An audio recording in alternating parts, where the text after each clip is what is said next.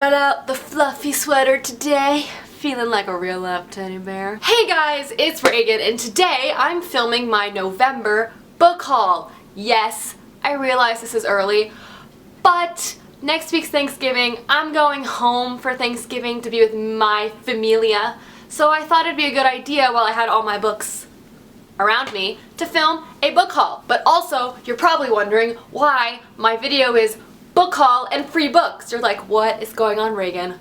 Well, I'll tell you, people. Basically, Book Outlet, which is a bookstore website that sells super cheap books, like I'm talking like hardcovers for like $4. That, I will disclaimer, I use all the time. Like, I shop on there too much. Exhibit A, just some of the books I've gotten off at the Book Outlet in recent months. They're having a huge Black Friday sale, which basically on the day of Black Friday, that day after, is everything is going to be 30% off, no exceptions, on their website. However, before that though, everyone has a chance to get a $10 store credit to use on their website. And this isn't like a credit that like if you spend $50 you can use, like no, legit, it is just like a $10 store credit that you can use and just spend $10 if you want and just get $10 of free books.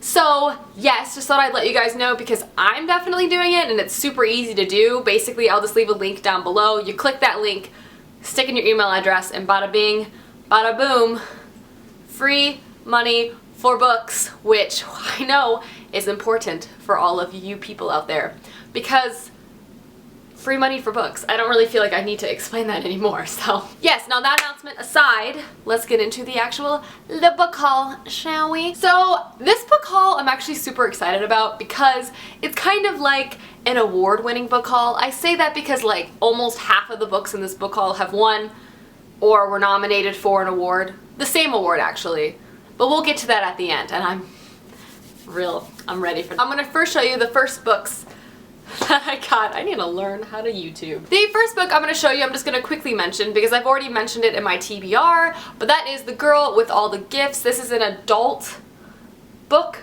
mystery. I don't really know what the thing is about because people say don't find out, but essentially what got me, as I mentioned in my TBR with this book, was a synopsis. Essentially it's like, I'll just tell you.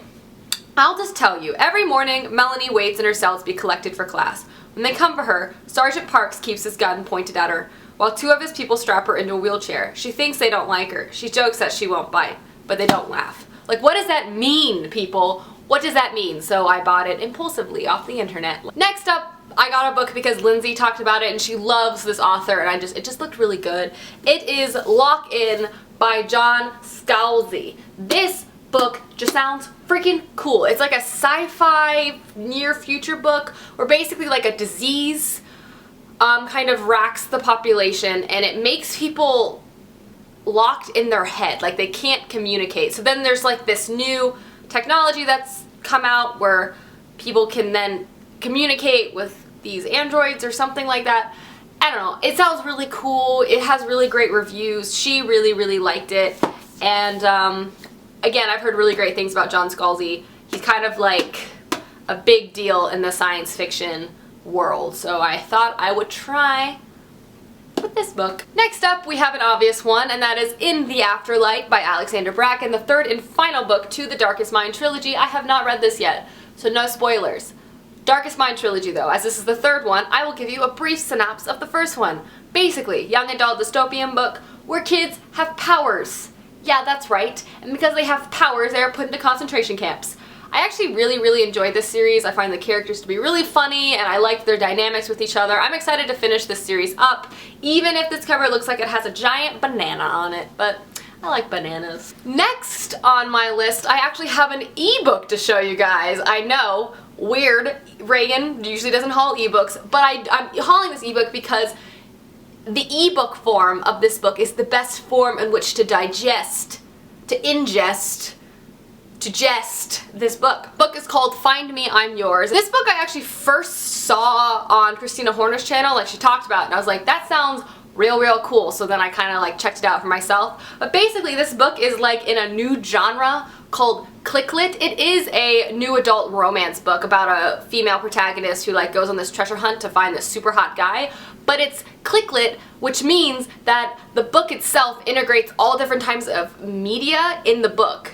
And it's really cool. But what I mean by that is like if the protagonist Instagrams something, it'll be in the book. Like, there's an Instagram picture and you flip it and there's just like pictures and things like that. But not just pictures though. What's cool, if the protagonist goes to a website, there's a link that you go to, like right here, and it pulls up a legit website. It's not just some real, like, the author like made websites that are full of like information and tabs and stuff for you to read, just like the protagonist would read. So it's really cool. It's like a really immersive 21st century rom-com, which I'm a sucker for. Anything that kind of integrates things within the book, I basically want to read for the experience. So be sure to check it out. It's called Find Me, I'm Yours. It is already out, so you can buy it yourself. So there you go. Next up, I have 2 ARCs I have to show you that were sent to me by HarperCollins. I get a lot of ARCs in the mail, but I only really keep the ones that I'm actually interested in reading. And this one I was actually really excited to get because I have this book on pre-order, so that means I get to read it early. And it is The Orphan Queen by Jodi Meadows. This is a young adult high fantasy book. I really don't need to know much more than that because I love princesses and high fantasy books. She has a cloak, she has a dagger. I'm hoping it's really good. I will let you know. But like a princess, a spy, a threat, like a brave heroine fighting to reclaim her place in the world where magic is forbidden. I mean, literally, just sign me up. That's like a recipe for awesome. And the next one, I read the synopsis and it just sounded so weird that I was intrigued. And it's called Bone Gap by Laura Ruby. Okay, I might be wrong, but I kind of got a magical realism vibe from this book, which I really enjoy. Basically, it's about a town called Bone Gap, where people and things fall through the gap, and everyone's kind of used to it. And then one day somebody goes missing, or someone's murdered, and I don't know, things kind of get shaken up in the town. It sounds really weird, and I'm very intrigued by that. Alrighty guys, moving on to the last, or second part of my book haul, which is the award-winning book haul. And basically, I have been, as some of you might have noticed, I've been really getting into adult literary fiction, and I've been trying to make an effort to read more of the Man Booker winners because I just really like them, or just nominated books because, I don't know, I've heard really good things. I've liked the ones I've read, and I just wanted to make it a thing. And if you're not aware, the Man Booker is just a really prestigious, like, literary award, you know, in the literary world. And so yeah, I'm just trying to broaden my horizons. I went to Book People, which is a UK bookseller that sells super duper cheap books, that sells internationally, so check it out, I'll link them below. And they also have a YouTube channel, which is really funny. I love the people that are involved. They're so nice, okay?